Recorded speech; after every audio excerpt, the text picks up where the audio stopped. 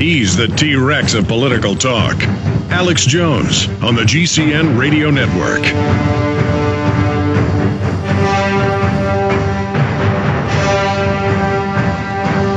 With us 5-10 minutes into the next hour with his monthly visit is Mike Rivero, fellow talk show host here on Genesis. We're going to go to him in one moment to get into the flu, his perspective on that. Always enjoy getting his interesting take on things, very well informed. And we've got William Lewis, Gary Franchi later in the next hour joining us.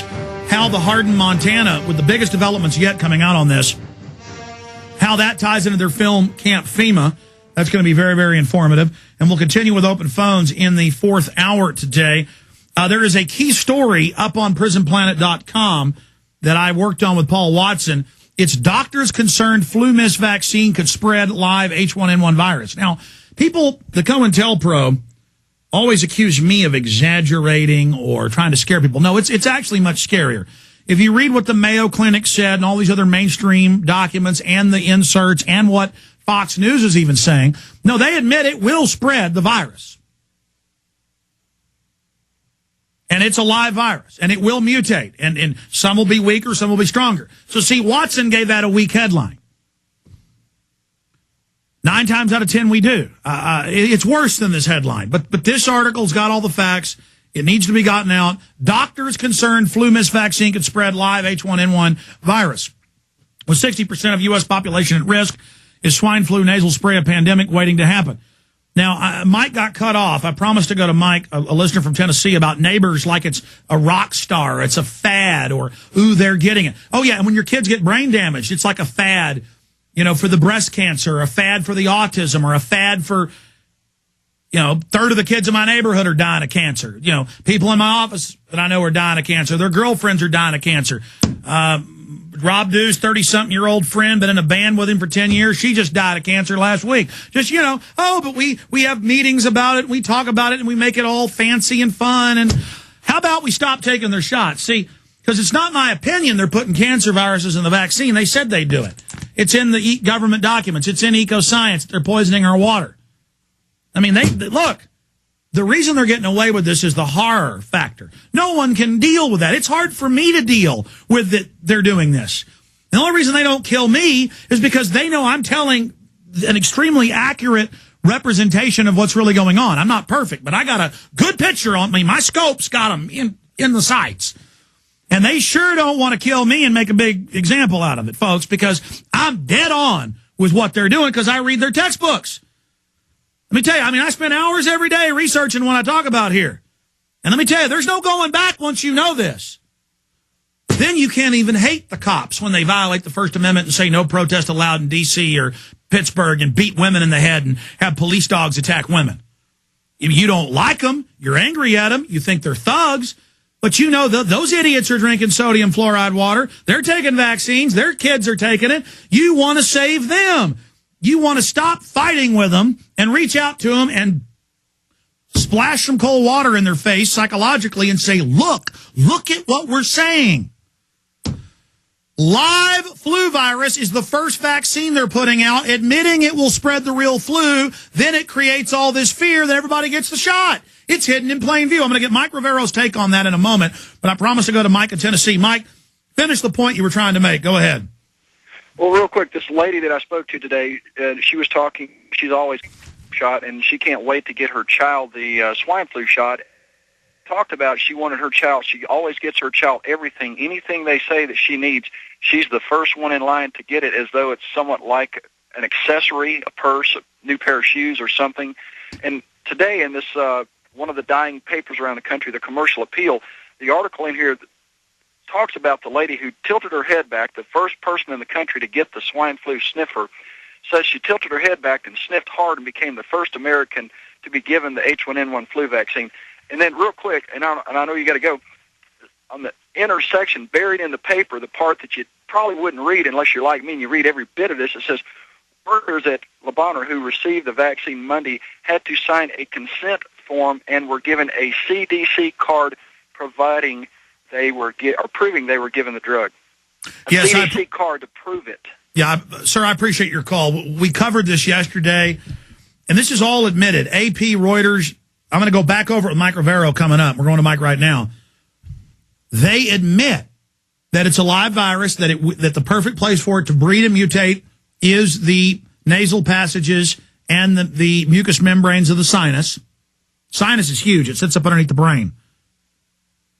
The sinus is very large. But the point is, in fact, maybe we should pull up a Google image of the sinus and let people see, how it sits behind the nose right underneath the brain. They pump it in there, it breeds, and then they admit that no H1N1 trials were done. I have those headlines that the trial is the people being given the live mutating virus. It's so huge. It's so obvious. It's so out in the open. And now it's going to spread everywhere. People kept saying, this is very weak. This isn't killing hardly anybody. This is, on the scale, much weaker than the regular seasonal flu. Why all the fear? Because they're going to spread it and mutate it. Let's go to Mike Rivero. Mike, what do you think about what's happening? Well, it's a very dangerous and reckless approach to this kind of a medical situation. And over at whatreallyhappened.com, we just posted an article from one of the German newspapers, German magazines. They're basically saying the same thing, that if you get the swine flu vaccine, it will make you more likely to come down with the swine flu. And that's actually the CDC. The CDC says if you take the swine flu shot, you're more likely to get it. I mean, I have that in my stack. That's what I mean. This is insane. It absolutely is, and without even getting into the question of possible motives, at this point I don't even really care. You go back and you look at the swine flu epidemic and vaccination of 1976. The vaccine killed 50 times as many people as the flu itself did. This is nonsense. It is reckless beyond belief. They're not testing this stuff. And remember, only last year, Baxter allowed a test vaccine out for trials that had live bird flu virus in it. We don't know if this is the one that was being used up in Norway when they did some tests on some homeless people, and a bunch of those people died. Poland too. We don't know if but I mean, obviously something was being tested in Norway that killed a bunch of people. And it's reckless and it's dangerous, but it's hugely profitable for the pharmaceutical companies who've all made the appropriate tithing to their local congressmen, congressional campaigns, and it's simply peddling snake oil. I mean, our current medical establishment in the United States is operating on the same moral and ethical level as the old Wild West traveling medicine show salesman. Ride the wagon into town, crank down the stage, do a song and dance, make all kinds of claims, and sell bottles full of whatever they found out in the desert. And you're lucky if it doesn't kill you, let alone actually help you in any way, shape, or form. That's where we are. We're finding out just yesterday that after decades of all this fluoridation of tap water, it doesn't really have any effect on dental cavities at all. So why are they putting it in there? Well, because they need to get rid of the waste product, and they can make money doing it. And it makes people docile in all the studies. Actually, 2 years ago, the American Dental Association said don't have kids brush their teeth. It causes fractures in the teeth and dental fluorosis and doubles bone cancer of just one type in boys. And all the other studies show all these other cancers. I mean, this is not debatable.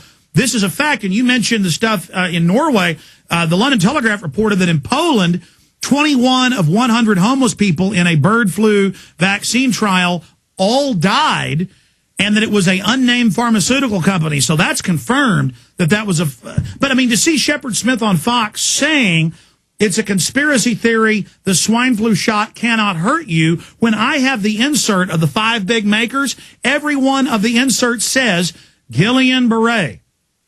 Am I pronouncing that right? Or Guillain-Barré? I mean, I have these. I'll show them again coming up. I'll show for PrisonPlanet.tv viewer scans. They're admitting it causes autoimmune problems. It's admitting it can give you cancer. It says on the insert it can sterilize you or reduce fertility. I mean, how can Shepard Smith and the rest of TV say it cannot hurt you, knowing it's going to mess a bunch of people up? They were saying the exact same thing back in 1976. If you go out on YouTube, somebody's put up a video of all the propaganda that was hitting the television airwaves in 1976 about how important it was to get the shot and how it was going to save your life and make you better. And, of course, the exact opposite thing happened here. It's all about selling product, and they don't really care what it does. Once it goes out, They've made their money. They don't care. And the stuff is incredibly dangerous. They're not testing it fully. In some cases, under this so-called fast track, they're not testing some of these adjuvants at all. It's just stuff they think will work, so, hey, let's put it in there and see what happens. And it's very dangerous because, as you say, we're dealing with a lot of materials which are capable of mutation and intermixing within the body, and the interactions have never been tested for either with all these adjuvants they're putting together. This is incredibly dangerous and reckless stuff. Well, I've got a story up on prisonplanet.com that has all these links to Mayo Clinic, mainstream reports, where they just calmly announce, oh, this is a live vaccine, and it's going to mutate and going to spread. I mean, how obvious is it, Mike, or do you agree, that they're first giving the type that'll spread to actually create the fear and actually spread it and spread sickness and spread people testing positive for the antibodies so they get panicked and get the shot? I think that's probably exactly what's going on here, because down the road, you know, ultimately, we are going to pay for all of this stuff. It's always taxpayer funded, or it comes out of some other way, or there may be somewhere down the road where there's a new vaccine that we have to pay for privately. It's all about sucking the last of the money out of the American people under any pretext whatsoever. Swine flu, global warming, health insurance, whatever. They're grabbing the last few nickels out of our pockets before they skedaddle for the border.